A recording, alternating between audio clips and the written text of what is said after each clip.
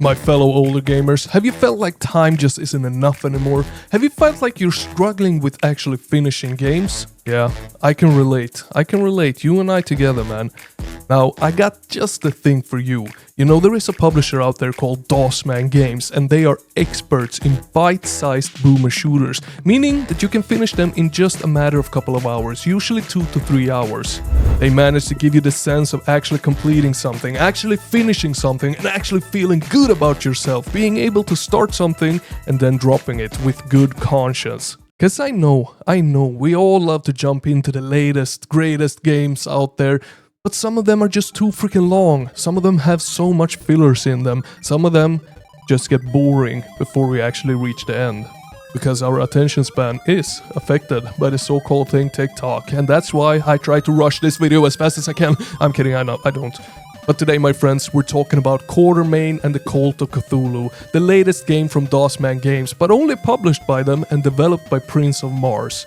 And it's actually been in development for over 3 years, which is not something we see often in a game developed in the EFPS engine, which this game is developed in. Now, the guy at the microphone today is your very own Slim Bratsky, and I just love to hunt down the best freaking indie games out there and show them to you to give you the best value for your time here on YouTube. And if you like what you see today, and if you want more of it, remember to hit that like and subscribe. And while you're at it, join the Discord link down in the description. I love to talk indie games all day with you there. And there's also like 1,200 other people in there who loves to talk indie games with you. So join it, make some new friends, have a good time.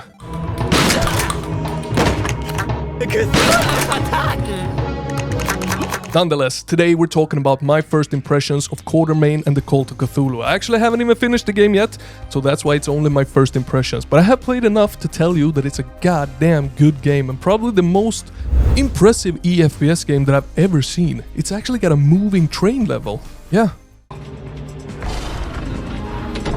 Oh crap, I need a grenade or something. Now, Quartermain and the Cult of Cthulhu will take us through Atlantis, through Nazi Germany, through Nazi German castles. It will take us through Atlantis and so much more.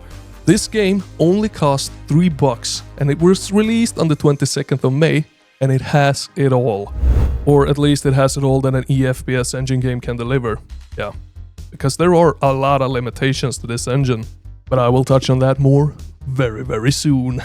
Now, Quartermain is as much of an adventure game as it can possibly be in the EFPS engine. An adventure game meets boomer shooter, because it's very retro, it's very old school, it's very click and shoot and dodge. It almost got a little bit of bullet hell mechanics into it as well, just like old school Doom does. Now let me cut to the point though, why do I recommend this game? Well, as I said, it has it all. The level variety is superb in this game. It will take us through so many different levels that I was actually amazed to see all of this variety in the levels inside an EFPS game and inside of a $3 game. It's got so much variety to the levels that it kept feeling fresh every time. I was actually excited to see what the next level was going to be. And as we advance to the next level and next level, it's all connected via cutscenes. Cutscenes that has some really gorgeous retro pixel art to it. Not so much detail, but just enough to leave a little bit for your imagination. And it's all voice acted, very amateur voice acted, but not in a sense where it gets laughable, but in a sense where it gets charming as hell and gives the game such personality that we simply don't see in other games. Hello, I am Stephen, the developer of Quartermain and the Cult of Cthulhu. I could freaking listen to that voice acting all night long and fall asleep to it. That's how bloody charming it is, and I'm not over-exaggerating here. It's... well... And it has us hunting through this magical box. A box that in the wrong hands could teleport a whole army from a blink of a second from one location to another. And in the wrong hands, of course, that means catastrophe. So we, Quartermain and our team of misfits, we're out to get it. We're out to get it before it ends up in the wrong hands. And it's all inspired by the developer's own tabletop adventures that he has had with his friends, which is such a cool and another charming thing as hell. But it's so much more than just charming. This game is very colorful, very pixely, but it's also very brutal at the same time. It's got so many small details and Easter eggs scattered everywhere. All of the enemies and everything is humanly voice acted by the developer and his friends, even the death sounds. And the death sounds and the enemy sounds, they have also so much detail to it. As an example, there's mechs in this game. Yeah, mechs makes everything better, but they talk like robots. And at the start when you meet them, they don't really know who you are, but after a while you get wanted posters with your face on it, and they have registered who you are and that they need to kill you. So when you come across a mech, they will say, Quartermain needs killing or something like that. Which is just such a cool but small detail that makes the world and game almost feel alive in a sense, even though it is very blocky and very pixely and very retro and very limited by the engine.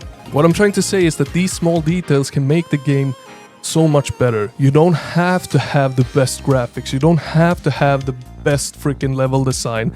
You can work with what you are good at and still make a good game. But that said though, the other things, they're not bad in this game. The weapons are excellent. It even has the best starting revolver I've ever played with in any game. It's actually useful from start to the absolute end of the game.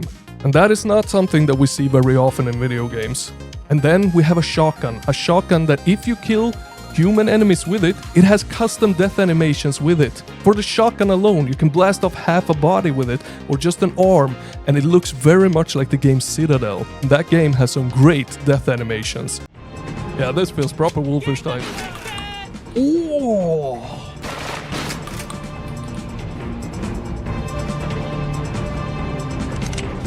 That is not bad at all. It's just on a level that we haven't seen in a $3 game or an EFPS game before. And we don't only have just a revolver and a shotgun, there is a ton of weapons in the game, all serving a different purpose, all very well thought out. Like you have the revolver that is good for long range, then you have another pistol that is better for short range, then you have a shotgun that is super good at close range, and then you have a turret that is great versus bosses, and then you have a machine gun that is good at medium range. It's all not just implemented for fun, it's all there because it serves its own purpose. And that is also not something that we see very often in a game that is developed in the EFPS engine or just costs $3. And the same thing goes for the enemy variation.